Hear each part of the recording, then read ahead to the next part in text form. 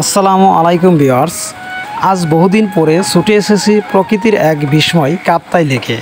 সবুজ পাহাড় আর নীল জলরাশির মিতালিতে যেন হারিয়ে যায় মন। কাপ্তাই লেক বাংলাদেশের সবচেয়ে বড় কৃত্রিম জলাধার। এটি চট্টগ্রাম বিভাগের রাঙ্গামাটি জেলায় অবস্থিত।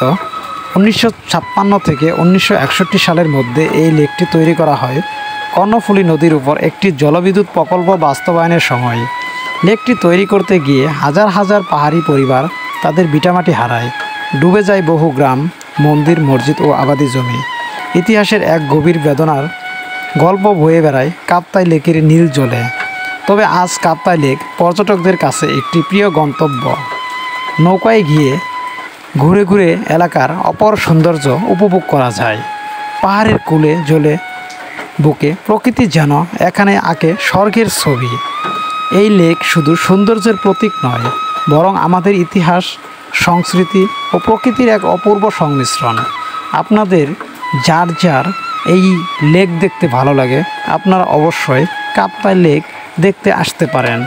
এখানে চতুর্দিকে